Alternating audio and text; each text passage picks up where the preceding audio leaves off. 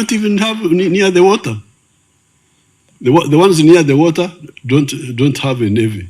Have small coastal boats. We inland, but we are just here in Kyankwanzi dancing mpaka chini. Raisi wa Uganda Yoweri Kaguta Museveni ameibua taharuki kubwa sana na sintofahamu ambayo imetanda kwa muda mfupi sana katika kurasa mbalimbali na vyanzo vya taarifa kutokea mashariki mwa Afrika, na maanisha taifa la Uganda. Kauli ya utata ya Museveni inakuja wakati ambapo fukuto na patashika inazidi kuchachama kule Mashariki ya Kati, vita vya Irani na Marekani, hatua ambayo inaelezwa kwa mbaya zaidi iliyofikiwa hivi karibuni mara baada ya Marekani kukata masharti 10 ya Irani na hatimaye Irani kufunga kikamilifu mlango bahari wa Hormuz na kutangaza rasmi kuanzishwa kwa mashambulizi mazito ya makombora ya operation mpya ya wimbi la makombora karibu 2000. Karibu mtazamaji kwa ripoti maalum kutoka Mashariki ya Kati. Mimi naitwa Chifu Mkuu wa Tifaki na hii ni UHOMA TV. Twende pamoja.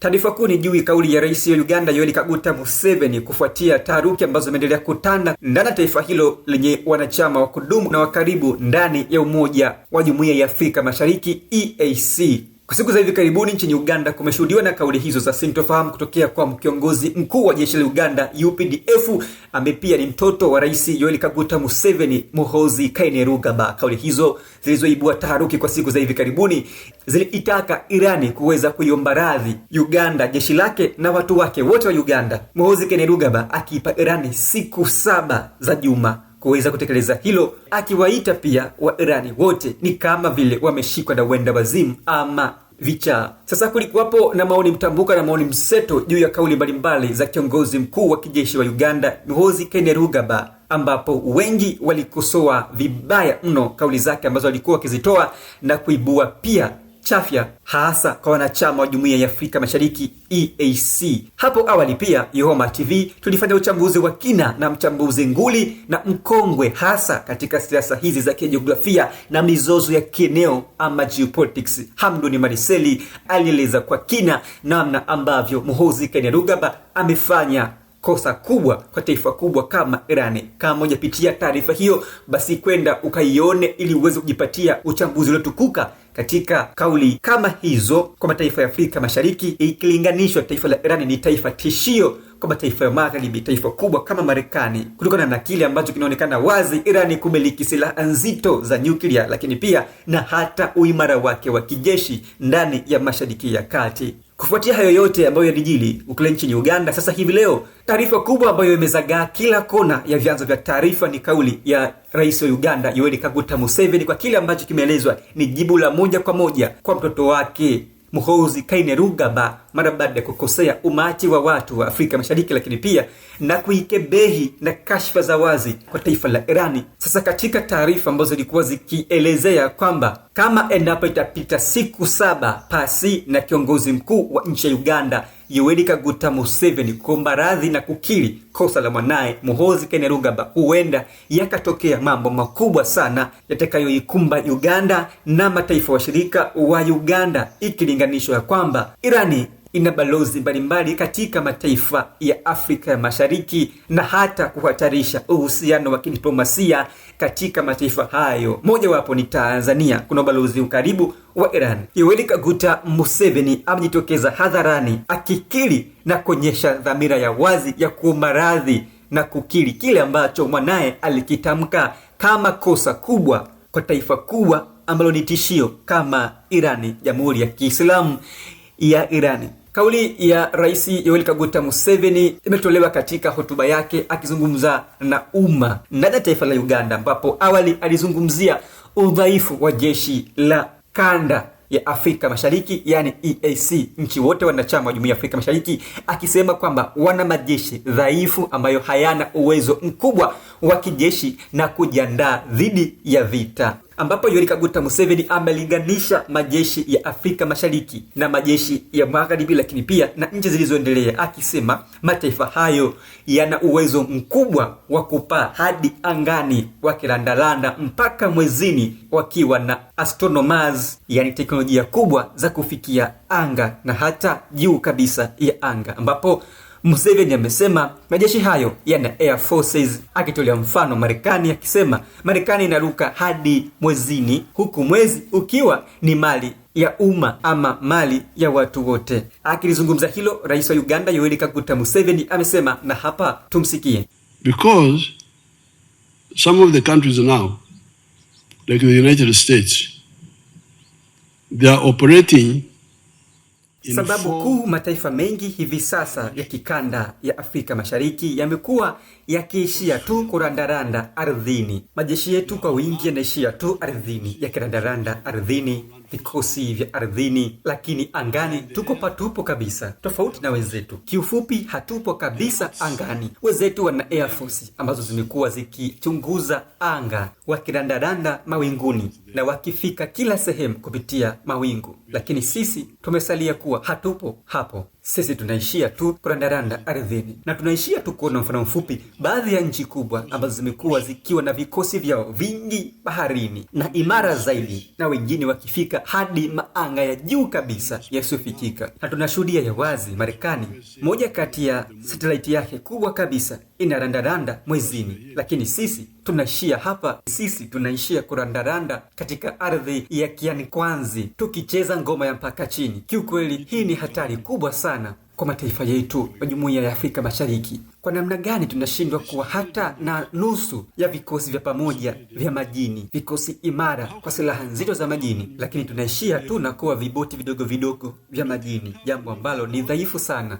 Hatuna chochote kile cha kuimarisha ulinzi katika maeneo yetu ya majini. Sisi tukiwa ardhini hatuwezi kufanya chochote kile, tukiishia ardhini hatuwezi kufikiria chochote kile kuhusu kile. Alafu tunakuja hapa tunajiita ni Jumuiya pamoja ya Afrika Mashariki, na hii ndiyo maana hatuwezi hata kupigana na mtu yoyote ule baharini ama eneo lolote, na wala hatuwezi kulinda maji yetu, bahari zetu, kwa sababu watu wamekuwa wakitumia bahari kama njia kuu na njia muhimu ulimwenguni, kwa sababu baharini kuna mali zetu nyingi, kuna samaki, kuna kila rasilimali. Kwa hiyo bahari ndiyo mlango mkuu wa usafirishaji, lakini pia ndiyo njia kubwa na rasilimali muhimu sana, lakini sisi hatuko hapo. Ni nini hiko? Wala hatuna ulinzi imara wa baharini. Wenzetu wanakwenda mwezini, angalia nini sisi tunafanya. Mwezi ni mali ya umma na ni kwa ajili pia ya fedha, lakini sisi tunaishia kwenye ardhi zetu za Kianikwanzi tukicheza ngoma za mpaka chini, wakati watu wakiwa mwezini wanatuangalia sisi na wanatuona kama vile vituko, kama watu wa vichekesho, na wanatuchungulia wakiwa mwezini kama vile wawindaji, yani watu tusiokuwa na maana. We in land cannot do anything about it. So that's why we are saying political federation of East Africa, so that we don't want to go and fight other people, but want to go into the ocean also, big way, and find out what's happening in the ocean. After all, that ocean has got a lot of resources. Fish, what is all there. Now, we are not there, but also for security. And also go to the moon, see what are you doing here. The moon is a common property for man. But we are just here in Kianikwanzi, dancing mpaka chini.